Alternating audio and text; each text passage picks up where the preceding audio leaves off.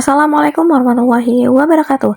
Kembali lagi bersama saya. Oke teman-teman sekalian, di video kali ini kita akan membahas tata cara verbal ijazah di info GTK. Oke teman-teman, sebelum kita lihat caranya, teman-teman siapkan dulu ijazah teman-teman ya. Nah, di sini ya sebelumnya, mengapa kita perlu verbal ijazah? Karena yang pertama di sini untuk mendapatkan data yang valid dan akurat terkait ijazah S1 atau D4 yang berupa prodi, nama, universitas, dan lain-lain sebagai referensi program Direktorat Jenderal Guru dan Tenaga Kependidikan. Kemudian yang kedua di sini data riwayat pendidikan yang ada di Dapodik merupakan isian yang diinput oleh operator berdasarkan informasi dari PTK dan belum tentu sesuai validitasnya. Kemudian yang ketiga, proses verbal dilakukan dengan menyandingkan data ijazah yang ada di Dapodik dengan data ijazah yang terdapat pada pangkalan data dikti. Jadi itu teman-teman alasan mengapa perlu verbal ijazah. Oke, kemudian integrasi data verbal ijazah dengan program GTK.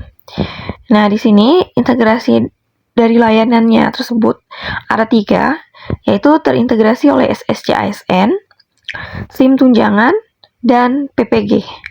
Nah, di SSCASN di sini ya teman-teman, aplikasi SSCASN telah terintegrasi dengan aplikasi verbal ijazah sehingga pemilihan jabatan atau formasi linear secara otomatis dilakukan oleh sistem. Kemudian SIM tunjangan di sini ya. Nah, ini juga terintegrasi karena selain berdasarkan sertifikat pendidik, proses validasi tunjangan profesi juga menggunakan kualifikasi pendidikan sesuai dengan Permendikbud 7 tahun 2024 tentang kesesuaian bidang tugas, mata pelajaran, dan kelompok mata pelajaran dengan sertifikat pendidik. Kemudian yang ketiga, di sini juga terintegrasi dengan PPG ya. Karena data verbal ijazah digunakan dalam proses seleksi pemanggilan program profesi guru bagi guru tertentu untuk memastikan linearitas dari program studi PPG yang diambil sesuai dengan kualifikasi pendidikan dari guru tersebut. Oke, selanjutnya kita langsung ke alur verbal ijazah. Jadi ini merupakan alurnya, teman-teman. Nah, alurnya yang pertama di sini kita harus login dulu ya ke info GTK. Kemudian setelah login ke info GTK, masukkan data ijazah teman-teman. Nah, setelah dimasukkan maka diproses melalui data PD Dikti di sipil ya. Ketika sudah ditemukan maka lanjut ke verbal API ya. Kemudian ijazah terverifikasi, jadi selesai. Nah, jika tidak ditemukan, maka akan ada melewati verbal berkas. Nah, biasanya di sini mengupload berkas, teman-teman. Kemudian validasi oleh Disdik.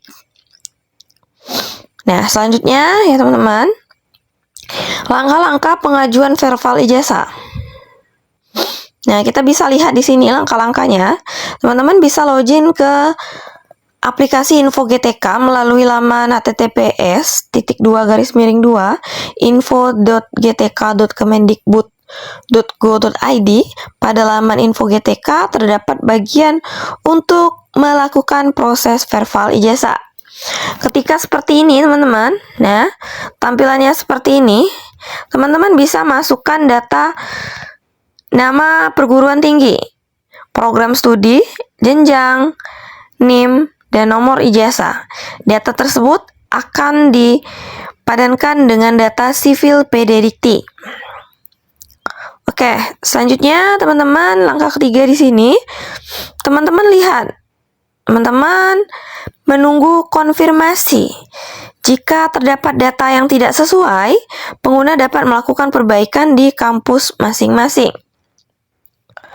Nah, ketika datanya sudah sesuai, maka status akan berubah menjadi sudah terverifikasi. Nah, sebaliknya jika data ditemukan pada sivil PDDikti, maka aplikasi akan menarik data yang ada dalam aplikasi sivil PDDikti. Pastikan data nama, NIM, dan program studi yang tertampil sudah sesuai. Pengguna perlu melakukan konfirmasi terkait kebenaran dan penggunaan data ijazah sebelum data ijazah dapat digunakan. Ada perihal data tidak ditemukan pada sivil PDDikti, maka pengguna akan diarahkan untuk melakukan pengecekan terlebih dahulu di aplikasi sivil PDDikti melalui laman https://ijazah.kemendikbud.go.id. Jika data ijazah tetap tidak ditemukan di PDDikti, maka pengguna diarahkan untuk melakukan verval ijazah dengan menggunakan metode upload berkas. Jika tidak ditemukan ya teman-teman.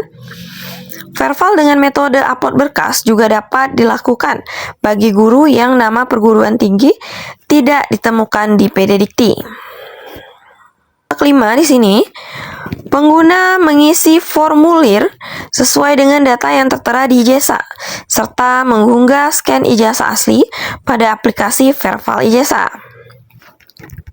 Setelah gambar berhasil diunggah, klik validasi gambar agar sistem membaca tulisan-tulisan yang tertera dalam gambar yang diupload. Lakukan minimal 3 kali validasi gambar agar tombol simpan aktif dan dapat ditekan. Tombol simpan tidak aktif akan aktif jika belum melakukan validasi gambar minimal 3 kali. Ketika menekan tombol validasi gambar, akan muncul plat tinjau ijazah. Hal tersebut merupakan hasil pembacaan dari gambar sistem. Abaikan jika masih ada keterangan merah karena masih ada proses validasi dari Dinas Pendidikan terkait.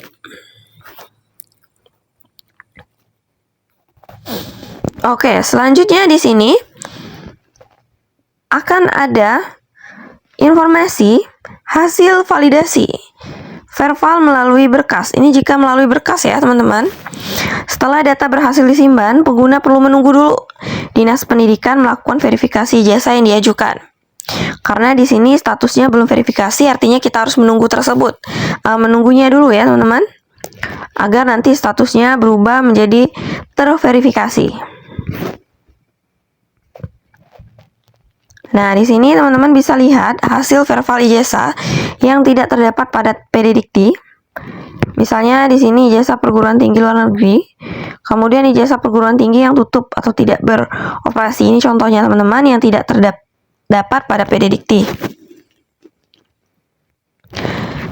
Nah, di akun PPG Kemendikbud ini kita harus melakukan segera ya verval ijazah, karena ini sangat penting untuk teman-teman mendaftar PPG di SIM PKB untuk guru tertentu. Karena teman-teman jika tidak verval ijazah dengan segera, teman-teman nanti akan tidak lolos administrasi dan teman-teman akan dialihkan pemanggilan PPG di tahun berikutnya. Jadi ini penting sekali ya teman-teman.